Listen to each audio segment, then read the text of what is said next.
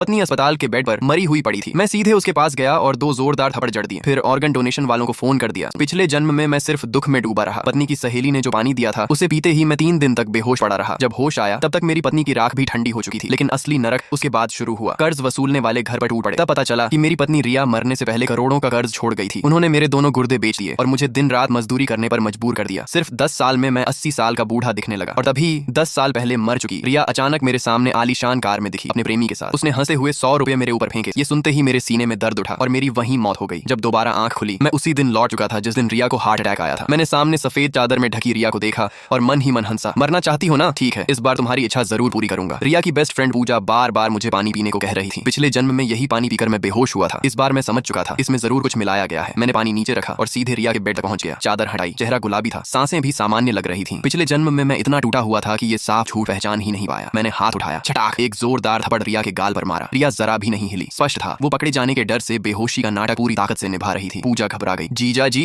गुस्सा है तो इसका मतलब ये नहीं कि आप दीदी को मारेंगे। मैंने रिया को पकड़कर जोर जोर से हिलाना शुरू किया और रोने का नाटक करते हुए चिल्लाया, मैंने तुमसे कहा था देर रात तक मत जागा करो, चेकअप करवा लो, लेकिन तुमने मेरी एक नहीं सुनी। अब मुझे अकेला छोड़कर चली गई, मैं कैसे जीऊंगा? पूजा वहीं सन्न रह गई। मैंने तुरंत फोन निकाला और कॉल मिलाई। हेलो, ऑर्गन डोनेशन विभाग, यहाँ अभी अभी एक महिला की मौत हुई है, जल्दी आइए। पूजा के चेहरे का रंग उड़ गया। कुछ ही मिनटों में ऑर्गन डोनेशन टीम पहुंच गई। मैं दुखी पति बनने का अभिनय करते हुए बोला, मेरी पत्नी बहुत नेक इंसान थी, अगर उसके अंग किसी और की जिंदगी बचा सके तो उसकी मौत सार्थक हो जाएगी। स्टाफ भावुक हो गया। सर, आप बहुत महान हैं। कौन कौन से अंग डोनेट करने हैं? मैंने लंबी सांस ली। हार्ट अटैक हुआ था, मुझे नहीं पता कौन सा अंग सही है। आप लोग शरीर खोलकर देख लीजिए, जो काम का हो निकाल लीजिए, और अगर कुछ काम का ना निकले तो मेडिकल कॉलेज को बॉडी दे देना। ये सुनते ही पूजा चीख पड़ी। नहीं, दीदी कभी ऑर्गन डोनेट नहीं करना चाहती थी। मैं शांत स्वर में उसकी तरफ मुड़ा। मैं उसका पति हूँ, फैसला लेने का हक मेरा है, तुम सिर्फ उसकी दोस्त हो। ऑर्गन डोनेशन वाले भी बोले, मैडम देर होगी तो अंग खराब हो जाएंगे। पूजा बेचैन होकर इधर उधर घूमने लगी। आखिर उसने जल्दी से रिया की माँ सावित्री देवी को फोन कर दिया। कुछ देर बाद सावित्री देवी भागती हुई अस्पताल पहुंची। लगता था पार्लर से सीधे आई है, बालों में रोलर तक लगे हुए थे। उन्होंने रिया को सही सलामत देखा तो राहत की सांस ली। फिर अचानक मेरे गाल पर जोरदार थप्पड़ मारा। निकम्मे, मेरी बेटी मर गई